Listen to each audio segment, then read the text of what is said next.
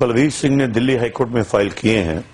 एक तो उसने क्रिमिनल रिट पिटीशन फाइल की इस बात की कि मेरे ऊपर जो इन लोगों ने फैब्रिकेट डॉक्यूमेंट्स किए, प्लांट की आरडीएक्स जी, और जो सीनियर ऑफिसर्स ने टैंपरिंग की, जो एक सीरियस ऑफेंस है कानून के तहत, जिसके अंदर 7 साल से लेकर लाइफ इम्प्रिजनमेंट तक हो सकती है, कि इस सारे मैटर को सीबीआई को इन्वेस्टिगेशन के लिए दिया जाए और जो लोग दोषी हैं उसको उनके ऊपर मुकदमा चलाया जाए।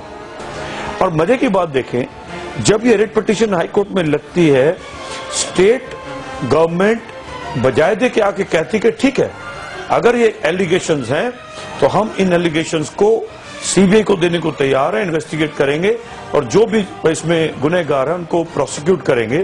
ये करने की बजाय स्टेट इसको अपोज कर रही है, इसको कोशिश कर रही है कि जो मामला यहीं का यहीं दबाया जाए। और दूसरा मुकदमा बलवीर सिंह ने डाला मैलिशियस प्रोसिक्यूशन का, कि मैं 3 साल सफर किया हूं, 3 साल मैं जेल में रहा, मेरी रेपुटेशन गई, लॉस ऑफ मेरा जॉब हुआ, उसके लिए उसने 1.5 करोड़ रुपए का मुकदमा का डैमेजेस कोर्ट में डाला है। और उसके अंदर भी दिल्ली पुलिस ने डिफेंस लेने की कोशिश की कि हम दिल्ली पुलिस एक्ट के अंदर प्रोटेक्टेड है, हमारे ऊपर केस नहीं चल सकता, जिसपे जस्टिस सीकरी ने जजमेंट दी और कहा नहीं, आप लोगों का जो एक्ट है वो आपकी ड्यूटी से कनेक्टेड नहीं था और ये कोई किसी को इलीगली कन्फाइनमेंट करना, झूठा केस बनाना आपकी डिस्चार्ज और ड्यूटी से नहीं है। जी शर्मा, वो उनकी एप्लीकेशन डिसमिस की। भटिंडा से हमारे साथ बलवीर सिंह के रिश्तेदार सुखमिंदर सिंह भी हैं। सुखमिंदर, अब इस पूरी घटना के बाद क्या चाहते हैं, क्या मांग है, किस तरह की चाहते हैं कि कार्रवाई हो पुलिस वालों के खिलाफ? मैडम, इन्होंने जो हमारे पे टेररिस्ट होने की स्टैंप लगाई है और अभी तक उतरी नहीं है।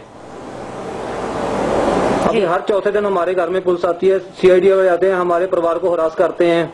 अभी तक परेशान किया जा रहा है आपको? फंक्शन बिल्कुल जी, 26 जनवरी को, 15 अगस्त को, जहाँ कोई भी यहाँ प्रोग्राम होता था, हमारे यहाँ पूछताछ के लिए आते हैं, कहाँ क्या करते हो, कहाँ रहते हो, आप क्या करते हो। अभी तक हम परेशान हैं। चलिए, बलवीर सिंह भी हमारे साथ है। बलवीर, जैसा कि सुखमिंदर बता रहे हैं, अभी तक उन्हें, आप तो लंदन में हैं, लेकिन यहाँ पर वो कह रहे हैं कि किस तरह पुलिस उन्हें हर कुछ दिन बाद आती है, परेशान करती है, सवालात उनसे किए जाते हैं। कहाँ तक अब इस कानूनी लड़ाई को आप ले जाना चाहते हैं, क्योंकि उन पुलिस वालों के खिलाफ तो कोई भी कार्रवाई अभी नहीं हुई है? देखो, इन लोगों ने जो मन का कहानी करी है ना, देखो, इसके लिए उन्होंने झूठे दस्तावेज पेश किए हैं, कोर्ट को मिसलीड किया है, झूठी गवाही दी है, तो सारा कुछ ही इन लोगों ने मिसलीड किया है कोर्ट को। जिस जस्टिस के लिए फाइट करते हैं उस जस्टिस को इन्होंने मिसलीड किया है।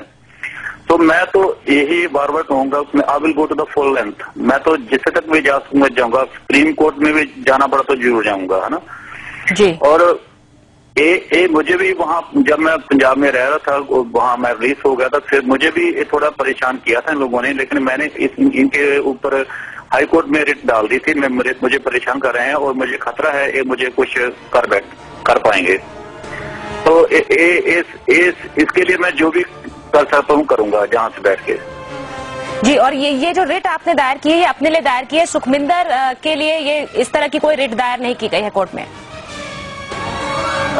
मैंने तो अपन जो मेरे ऊपर वहाँ उस टाइम हो रहा था, मैंने उसके लिए मैंने की है, लेकिन मुझे सुखमिंदर इसने बताया था, मैंने इसको बोला था भी आप जरूर ऐसा करो, और इसने मुझे पता नहीं इसने किया या नहीं की है। सुखमिंदर, आपसे जानना चाहते हैं, आपने क्यों नहीं जैसा कि आप बता रहे हैं, आपको धमकियां मिल रही हैं, पूछताछ होती है, आपने क्यों नहीं कुछ केस दर्ज किया इसके खिलाफ? मैडम, ऐसे मुझे पिछले साल ही 4 दिन इन्होंने सीए स्टाफ फ्री कोर्ट में डिटेन कर रखा था इसी चक्कर में जी। और मैंने इसलिए रिट दायर नहीं की कि मैं इकोनॉमिकली काफी मेरा परिवार वीक है। हम वकील का जो पहले भी केसें करना, हमारा जो सारी स्थिति इकोनॉमिकली डामाडोल हो चुकी है, जो वकीलों के खर्चे वगैरह मैं सहन नहीं कर सकता। मैंने हाई कोर्ट को, सुप्रीम कोर्ट को, डीजीपी पंजाब को, चीफ मिनिस्टर को टेलीग्राम वगैरह 3-4 बार कर रखी है कि मुझे गलत हरासमेंट किया गया। ह्यूमन राइट्स को भी मैंने कंप्लेंट कर रखी है, मुझे मेरे पे गलत केस दिलवा सकती, दिल्ली पुलिस कुछ भी करवा सकती है, और पर फिर भी मुझे अभी तक भी हरास किया जा रहा है। किसी ने भी मेरी एक बात नहीं सुनी। चलिए, शर्मा साहब से यहाँ जान लेते हैं। शर्मा साहब, जैसा कि सुखमिंदर कह रहे हैं, उनको काफी परेशानियां हो रही हैं क्योंकि वो यहाँ पर हैं, स्थानीय हैं, और इसलिए शायद ज्यादा परेशानियां हैं। ऐसे में वो क्या कर सकते हैं अपनी तरफ से? देखिए, शायद अब वो सिचुएशन के हाथ से निकल गई, टाइम लिमिटेशन निकल गई है जी। लेकिन शुरू में जब बात हुई थी सुखविंदर से तो उसने ये कहा था कि बलबीर तो लंदन चले जाएगा, इसको कोई पुलिस वाले नहीं कहेंगे, मुझे इसी हिंदुस्तान में रहना है और अगर मैंने इनके खिलाफ कोई कार्रवाई की तो ये मुझे किसी न किसी और झूठे केस में धर देंगे और ना मैं फाइनेंशियली इतना साउंड हूं कि मैं इस मुकदमे को लड़ सकूं।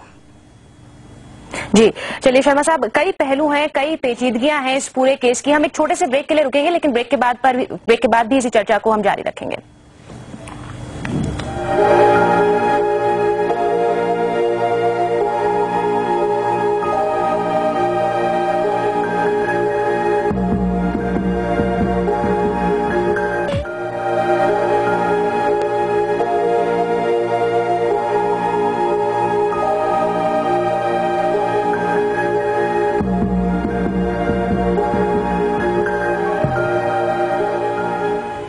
Welcome back. आज हम पर्दाफाश कर रहे हैं दिल्ली पुलिस की एक ऐसी करतूत का जिसने एक मासूम इंसान को आतंकवादी बताकर सलाखों के पीछे डाल दिया। हम बात कर रहे हैं बलबीर सिंह की, जिसको अपनी जिंदगी के 3 साल तिहाड़ जेल में गुजारने पड़े। बलबीर सिंह लंदन से फोन लाइन पर इस वक्त हमारे साथ हैं, साथ ही स्टूडियो में उनके वकील एसके शर्मा भी हैं और उनके रिश्तेदार सुखविंदर भी हमारे साथ हैं भटिंडा से। आखिर में बलबीर सिंह आपसे जानना चाहते हैं, कई परेशानियां आपको पेश आ रही हैं इस केस में, आगे भी आएंगी, इसके बावजूद अपनी लड़ाई जारी रखेंगे? हेलो जी बलबीर, कई परेशानियां पेश आ रही हैं इस केस में, आगे भी आएंगी, लेकिन अपनी लड़ाई जारी रखेंगे आप? हाँ, मैं बिल्कुल अपनी लड़ाई जारी रखूंगा और मैंने हाई कोर्ट में एक रिट लगा रखी है और उसमें मैंने मांग की है कि मुझे जो इस साल शायद अपनी विटनेस देने आना पड़े इंडिया में, और मैंने हाई कोर्ट से, ऑनरेबल हाई कोर्ट से मांग की है कि मुझे प्रोटेक्शन चाहिए, क्योंकि मुझे ये भी अभी भी आज खतरा है कि ये लोग फिर मुझसे मेरे से दोबारा ऐसा कर सकते हैं। चलिए बलबीर, आपका सुखविंदर सिंह, आपके रिश्तेदार, वो हमारे साथ भटिंडा से थे और एसके शर्मा जो हमारे स्टूडियो में मौजूद हैं, आप सभी का बहुत बहुत धन्यवाद। अब हमारे दर्शकों के सामने आए, अपनी आप बीती सुनाई। अब उम्मीद यही कर सकते हैं कि इस लड़ाई में आपको इंसाफ मिले। बहुत बहुत धन्यवाद आपका। और आज की हमारी इस चर्चा से जाहिर है कि बलबीर के साथ अन्याय हुआ। जेल की काल कोठरी में बिताए गए उनके 3 साल कोई नहीं वापस ला सकता। लेकिन अब इस बारे में सबसे दुखद पहलू ये है कि पुलिस अब भी खुद को बचाने के लिए इस परिवार को लगातार परेशान कर रही है। हालांकि अब मामला कोर्ट में है, इसलिए उम्मीद की जानी चाहिए कि बलबीर के परिवार को न्याय मिलेगा।